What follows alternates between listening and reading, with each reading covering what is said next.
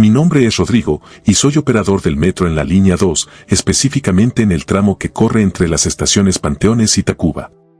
He trabajado aquí por más de 10 años y, aunque siempre hay anécdotas raras en este trabajo, lo que me ocurrió una noche es algo que jamás podré olvidar.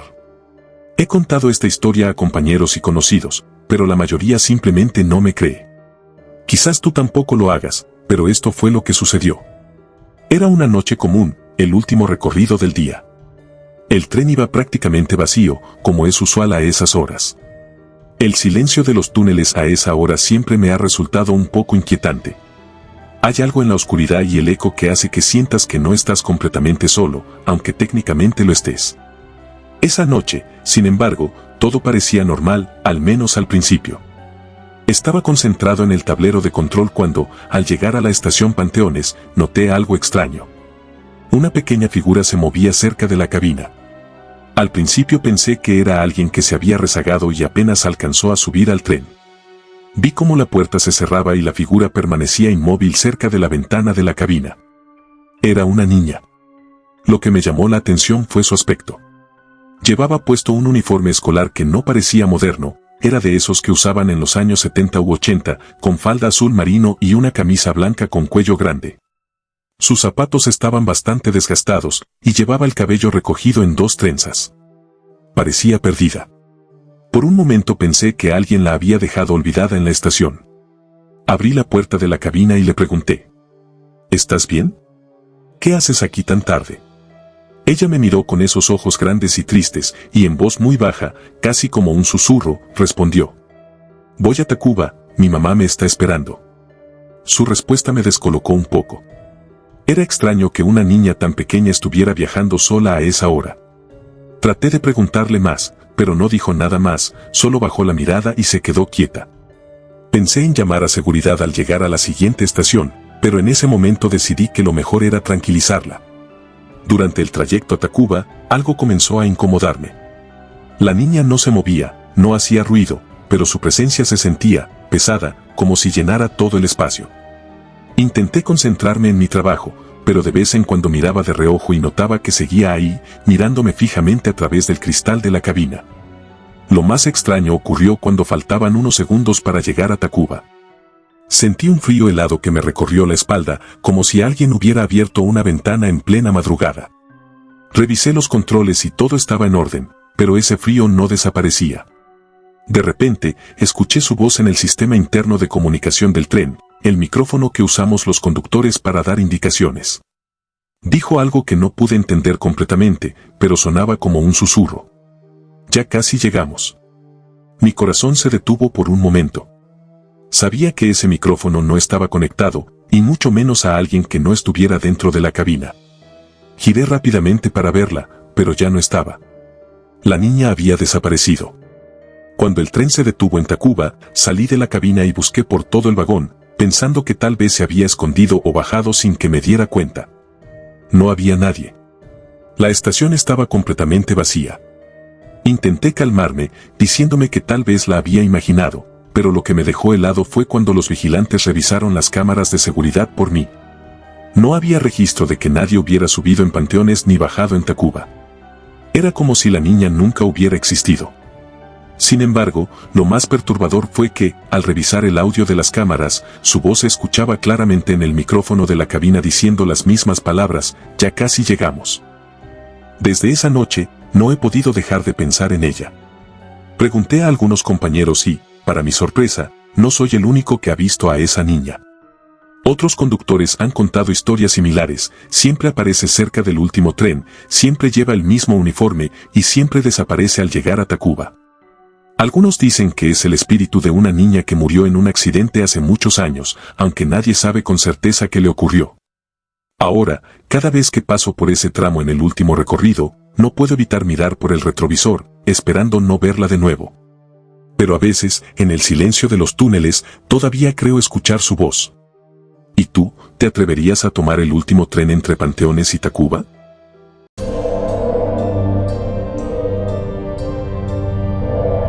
Me llamo Martín y llevo más de 15 años trabajando en el mantenimiento del metro de la CDMX.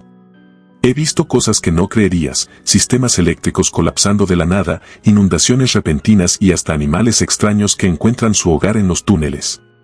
Pero lo que voy a contarte no tiene explicación lógica.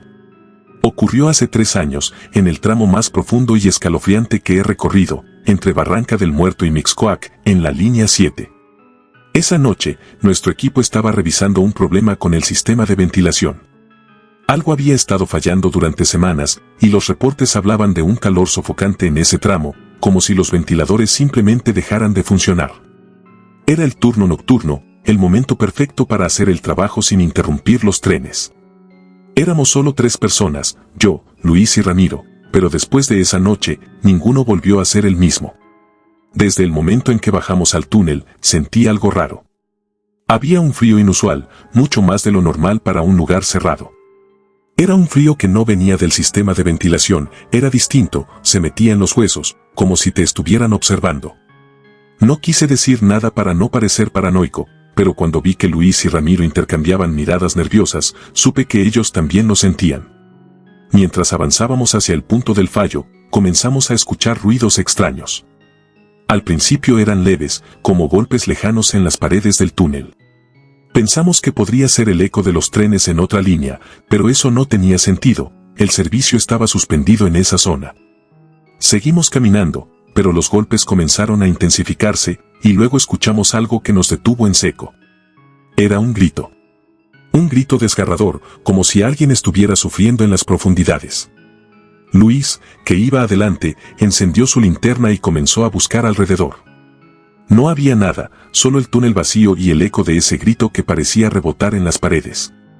Tratamos de calmarnos diciendo que probablemente era alguna tubería liberando presión, pero en el fondo sabíamos que no era así. El sonido era demasiado humano, demasiado real. Seguimos adelante, pero cada paso se sentía más pesado. El aire parecía volverse más denso y el frío era insoportable. De repente, escuché algo que me hizo detenerme, mi nombre. Al principio pensé que era Luis o Ramiro, pero cuando me volví hacia ellos, vi que estaban tan aterrados como yo. Ramiro me miró fijamente y dijo: «Martín, ¿tú también lo escuchaste?». Asentí, sin poder decir nada. La voz que había llamado mi nombre no era la de ninguno de ellos. Era una voz grave, áspera, como si viniera de alguien que llevaba años sin hablar. Lo peor fue que sonó justo detrás de mí, pero al voltear, no había nadie. Luis empezó a entrar en pánico. Dijo que había escuchado su propio nombre, pero que venía desde el túnel más adelante.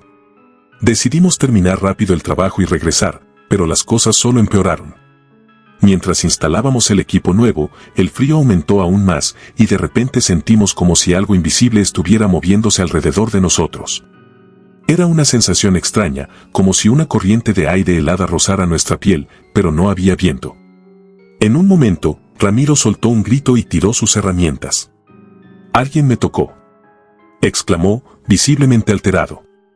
Luis y yo nos acercamos rápidamente, pero no había nadie. Ramiro estaba temblando, y no dejó de mirar hacia el vacío mientras murmuraba que quería salir de ahí. Lo que vimos después nos dejó sin palabras. En la pared, justo donde Ramiro decía que había sentido el toque, había una marca. Parecía una huella de mano, pero era oscura, como si algo se hubiera quemado en el concreto. Decidimos que ya era suficiente y nos dirigimos de regreso a la salida. Pero el túnel no nos dejó ir fácilmente. A medida que avanzábamos, los gritos regresaron, más fuertes y más cercanos. Ya no eran solo gritos, eran susurros que decían nuestros nombres, mezclados con una risa baja y espeluznante. En un momento, las luces de nuestras linternas parpadearon, y por un breve segundo creí ver una figura al final del túnel. Era un hombre, pero no estaba completo, parecía desfigurado, como si su cuerpo estuviera aplastado o roto. Cuando finalmente llegamos a la salida, todos estábamos pálidos y temblando. Nadie habló durante un buen rato. Más tarde, al contarle a un compañero lo que habíamos vivido, nos contó una historia que solo hizo que todo tuviera aún menos sentido. Según él, durante la construcción de esa línea, un trabajador murió en un derrumbe. Su cuerpo quedó atrapado durante días antes de ser rescatado, pero para entonces ya era demasiado tarde. Dicen que desde entonces su espíritu vaga por los túneles, buscando a quienes trabajen ahí para hacerlos sentir su sufrimiento. No sé si fue ese hombre o algo más lo que experimentamos esa noche, pero nunca volví a mirar esos túneles de la misma manera. A veces, cuando paso por Barranca del Muerto en el tren, juro que todavía puedo escuchar esos gritos. Y si alguna vez tienes que caminar por esos túneles, ten cuidado, porque quizá no estés tan solo como crees.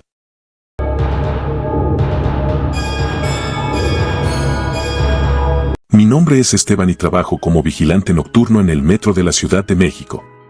Llevo 5 años en este puesto y me ha tocado recorrer muchas estaciones, pero hay una que siempre me ha puesto los pelos de punta, Chabacano. Es un cruce importante entre varias líneas, un laberinto de pasillos y túneles que, durante el día, está lleno de vida. Pero en la noche, ese lugar cambia completamente.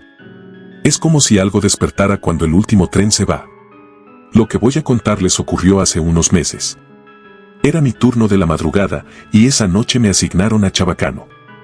Mi labor era sencilla, recorrer los pasillos, verificar que todo estuviera en orden y asegurarme de que nadie se quedara escondido. Siempre he sido escéptico sobre las historias que cuentan los compañeros, pero esa noche cambió todo.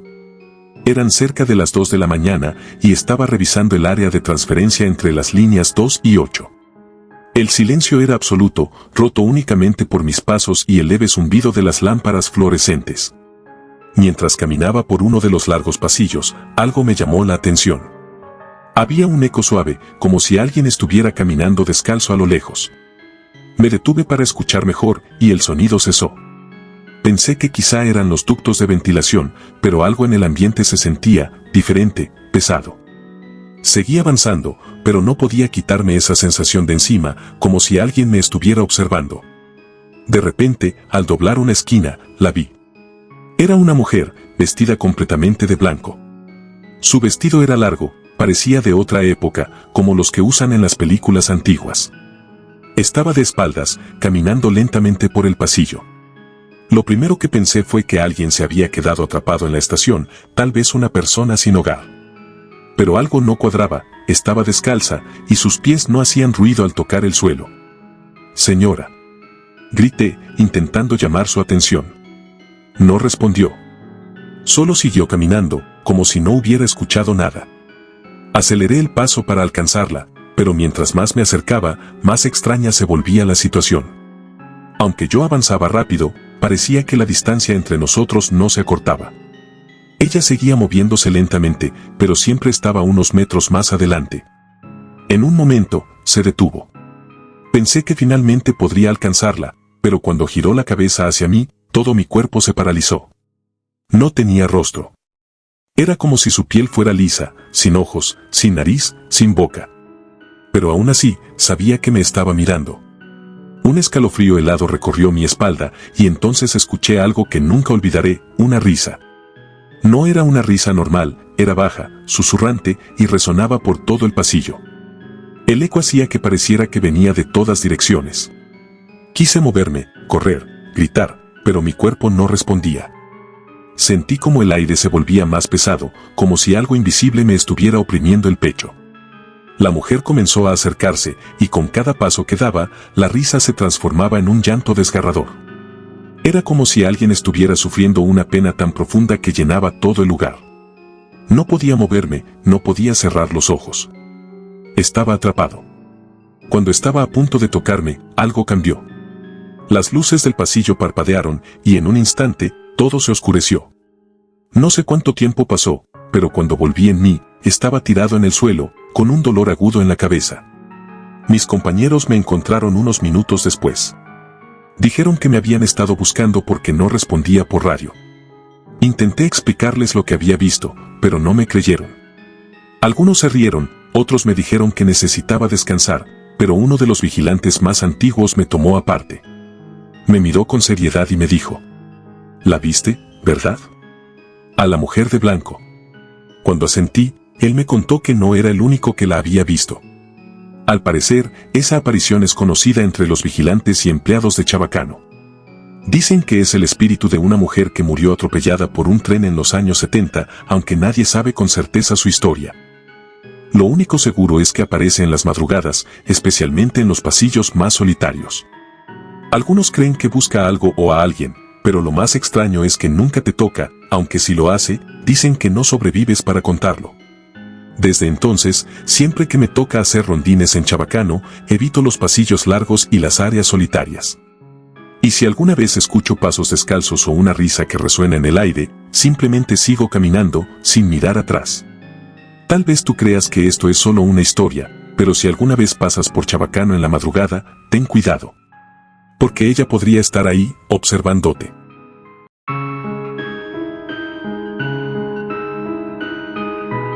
Soy Miguel, conductor del metro en la línea 3 desde hace más de 12 años. A lo largo de este tiempo he escuchado cientos de historias entre los compañeros, relatos que parecen sacados de películas de terror. Pero hay una historia en particular que siempre me pareció la más extraña, la del tren perdido. Al principio lo tomaba como una leyenda urbana, algo que los operadores inventaban para pasar el rato. Sin embargo, lo que me sucedió una madrugada cambió por completo mi manera de ver las cosas. Era una noche tranquila, el último recorrido había terminado y los trenes estaban siendo resguardados en los talleres. Mi trabajo esa noche era simple, llevar uno de los trenes de Insurgentes a Indios Verdes para su mantenimiento. La línea estaba completamente vacía, como siempre en la madrugada, y el silencio en los túneles era casi ensordecedor. Me gustaba ese ambiente, siempre pensé que tenía algo de paz, hasta esa noche. Mientras avanzaba hacia el norte, todo parecía normal. Sin embargo, al pasar por la estación Guerrero, noté algo extraño. Las luces del andén comenzaron a parpadear justo antes de que entrara. Al principio no le di mucha importancia, es común que las instalaciones tengan fallas eléctricas. Pero lo que realmente me inquietó fue lo que vi en el retrovisor del vagón, un tren. Estaba a cierta distancia, pero lo suficiente para distinguir sus luces delanteras. Lo raro era que yo sabía que no había otro tren programado para circular esa noche. Llamé por radio a la central para confirmar si alguien más estaba en la línea, pero la respuesta fue clara. No hay nadie más en la vía, Miguel. Solo estás tú. El tren detrás de mí no debería estar ahí. Decidí reducir la velocidad para ver si podía distinguirlo mejor, pero en cuanto lo hice, ese tren empezó a acercarse a una velocidad increíble. Sus luces parecían brillar más de lo normal y algo en ellas no se sentía natural. Cuando finalmente lo tuve más cerca, lo pude ver claramente, estaba completamente vacío. No había pasajeros, ni conductores. Las ventanas eran oscuras, pero podía distinguir que los vagones estaban vacíos. Sentí un escalofrío recorrerme la espalda, y lo peor fue cuando pasó a mi lado, sin detenerse. Apenas lo vi pasar, sentí un golpe en el pecho, como si algo invisible me empujara hacia atrás. Los vagones parecían estar en perfecto estado, pero de su interior emanaba un ruido extraño, como golpes y, lo más perturbador, gritos. Era un sonido gutural, desgarrador, como si muchas personas estuvieran atrapadas dentro, pidiendo ayuda. Intenté seguirlo con la mirada, pero en cuanto salió de la estación, las luces parpadearon de nuevo y desapareció. Era como si el tren nunca hubiera estado ahí. Llegué a la siguiente estación temblando, intentando convencerme de que había sido un sueño o una alucinación, pero lo que sucedió después confirmó que no lo era. Cuando llegué al punto de mantenimiento en Indios Verdes, el operador nocturno me detuvo antes de bajar del tren. ¿Todo bien?, me preguntó, con una expresión preocupada. Sí, creo. ¿Por qué? Me miró con los ojos muy abiertos y dijo. Los monitores registraron otro tren detrás del tuyo. Apareció por unos minutos en las cámaras, pero nadie tiene autorización para circular. Lo raro es que nunca llegó a la siguiente estación. No supe qué responderle. Le conté lo que había visto, y él asintió con gravedad, como si ya lo supiera. Ese tren, me dijo en voz baja. No eres el primero que lo ve. Dicen que es el tren perdido. Le pedí que me explicara, y me contó lo que otros operadores habían mencionado en susurros durante años. Según la historia, durante el terremoto de 1985, un tren quedó atrapado en un túnel cercano a la estación Tlatelolco. La estructura colapsó, y aunque lograron rescatar a la mayoría de los pasajeros, hubo reportes de personas que nunca salieron. Nadie sabe exactamente qué ocurrió, pero algunos dicen que ese tren sigue vagando por las vías, como si estuviera atrapado entre este mundo y el otro. Desde entonces, varios operadores han reportado avistamientos. Siempre ocurre de madrugada, siempre en la línea 3. Algunos incluso afirman haber intentado abordar ese tren en estaciones vacías, solo para que desaparezca en cuanto se acercan. Pero todos coinciden en una cosa: al verlo, sienten un frío inexplicable y una sensación de desesperación que no pueden sacudirse. Esa noche, después de terminar mi turno, me quedé pensando en los gritos que escuché y en los golpes que parecían venir desde el interior. ¿Serán las almas de los pasajeros atrapados, tratando de escapar? ¿O es algo más, algo que no entendemos? Ahora, cada vez que conduzco en la línea 3 durante la madrugada, no puedo evitar mirar por el retrovisor, esperando no volver a ver esas luces. Pero a veces, cuando estoy completamente solo en los túneles, siento el eco de esos gritos, como un recordatorio de que el tren perdido sigue ahí, y no está vacío.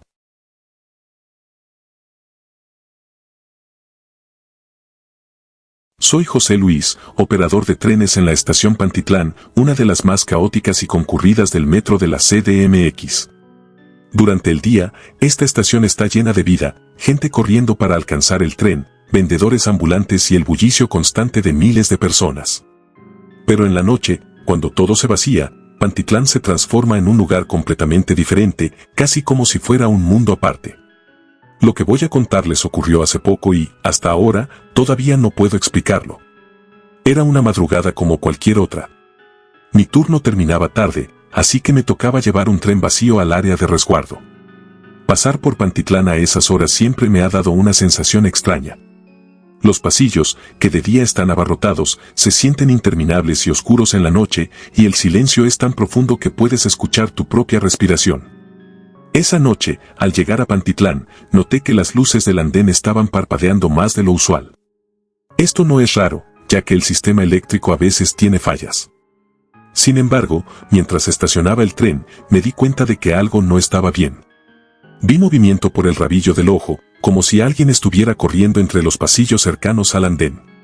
Giré rápidamente, pensando que tal vez era algún compañero o un vigilante, pero no había nadie.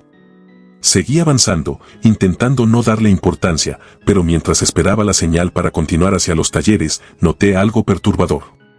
Las ventanas del vagón que estaba justo detrás de mi cabina comenzaron a empañarse, como si alguien estuviera respirando pesadamente desde adentro.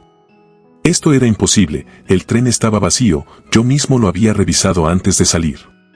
Antes de que pudiera reaccionar, vi algo que me heló la sangre. En una de las ventanas, comenzaron a aparecer marcas de manos pequeñas, sucias, como si alguien estuviera tratando de entrar desde afuera. Las marcas se movían lentamente, como si arrastraran los dedos por el vidrio. Me levanté de mi asiento, tomé la linterna y me preparé para revisar el vagón, aunque el miedo me decía que no lo hiciera. Cuando abrí la puerta de la cabina y apunté con la luz, no había nada. Las marcas seguían ahí, pero el vagón estaba completamente vacío. Cerré la puerta rápidamente, con el corazón latiéndome en los oídos. En ese momento, sentí que alguien me observaba. Era una sensación tan fuerte que casi podía jurar que había una presencia detrás de mí. Giré, pero de nuevo, no había nadie.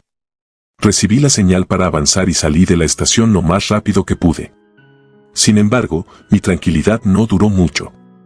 Al pasar por el túnel hacia la siguiente estación, las luces del tren comenzaron a parpadear.